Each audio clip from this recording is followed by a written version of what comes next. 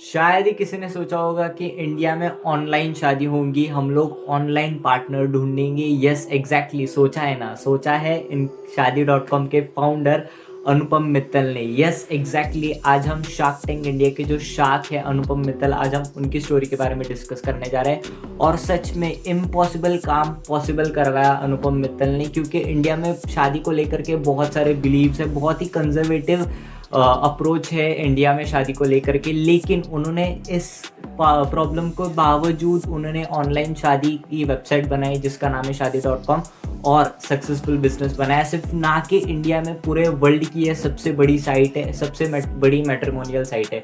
सो चलिए आज हम अनुपम मित्तल की स्टोरी डिस्कस करने जाते हैं and I would recommend you to watch this video till the and.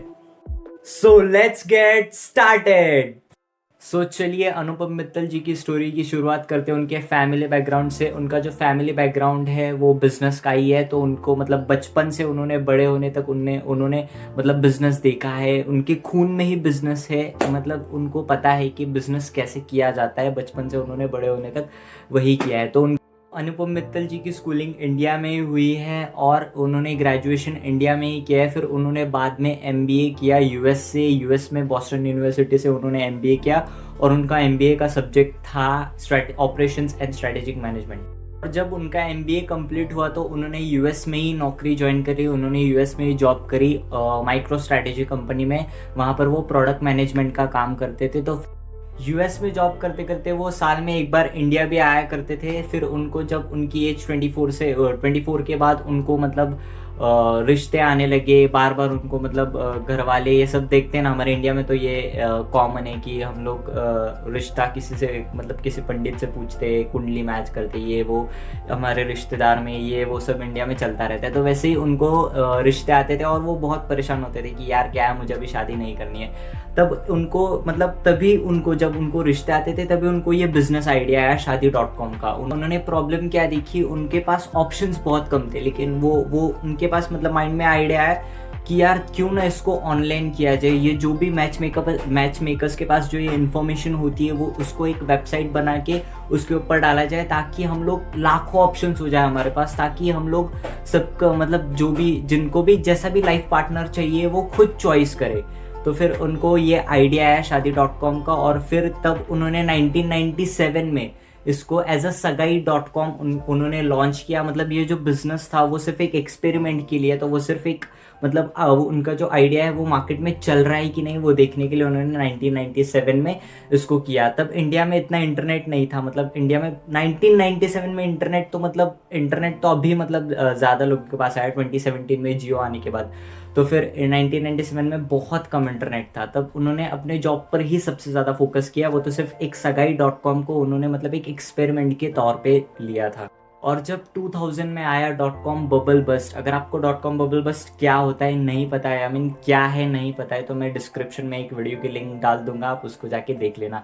और जब 2000 में .com बबल बस्ट आया तो अमेरिका में सारी कंपनीज को बहुत लॉस हुआ, करोड़ों अरबों का लॉस हुआ। फिर बाद में उन्होंने फिर अनुपम मित्तल जो जिस कंपनी में काम कर रहे थे जिसका नाम था माइक्रो स्ट्रैटेजी, उनको भी बहुत लॉस हुआ। तो उनकी मतलब इतनी अनुपम मित्तल की इतनी कंडीशन हो गई थी कि उनको मतलब उनकी भी जॉब जा सकती थी। तब उन्होंने डिसाइड किया कि यही टाइम है वो इंडिया वापस जाते हैं और फिर जो उनका जो एक्सपेरिमेंट था उसको एक बिजनेस के रूप में देखते। और फिर अनुपम मित्तल जी ने सगाई.com को एज ए शादी.com लॉन्च किया, उन्होंने अपना नाम चेंज कर दिया। और इस शादी.com को ऑलरेडी कोई तो डोमेन, मतलब ये जो डोमेन होता है उसको ऑलरेडी किसी ने लिया था। तो फिर शादी.com में मतलब उन्होंने जो भी सेविंग्स थी अपनी, जो भी जॉब से करी थी उनकी जो भी सेविंग्स थी, उन्होंने फिर उसको शादी.com में लगा दी। जो भी थी मतलब जितना था सब कुछ उन्होंने शादी.com के ऊपर लगा दिया और अपनी पूरा फोकस, अपना पूरी मेहनत उस शादी.com में लगा दी। और फिर धीरे धीरे शादी.com के ऊपर विजिटर्स आने लगे और फिर उन्होंने धीरे धीरे जैसे जैसे शादी का सक्सेस रेट बढ़ता गया वैसे वैसे अनुपम मित्तल जी लाइफ में आगे बढ़ते गए। और फिर उसके बाद कभी भी अनुपम मित्तल जी ने पीछे मुड़ के लाइफ में नहीं देखा। और आज भी शादी.com सबसे बड़ी वर्ल्ड की मैट्रिमोनियल साइट है। और मैं बता दूं, अनुपम मित्तल जी की जो नेटवर्थ है वो 200 करोड़ से भी ज़्यादा है, और उन्होंने टोटल 40+ कंपनी में इन्वेस्ट कर चुका है, जिसको बताते कि ये है सच्चा एंटरप्रेन्योर। वो सिर्फ अपने ही बिजनेस में ना इन्वेस्ट करे, वो बाकी सब बिजनेस में भी इन्वेस्ट करे, वो मार्केट में एक्टिव रहे। तो ये थी अनुपम मित्तल जी की स्टोरी। कैसी लगी प्लीज़ आप कमेंट कीजिए कि आपको कैसा लगा वीडियो, क्योंकि आपका अच्छा एक्सपीरियंस हमारी growth. And thank you so much to watch this video till the end. From the bottom of my heart, thank you so much to watch this video till the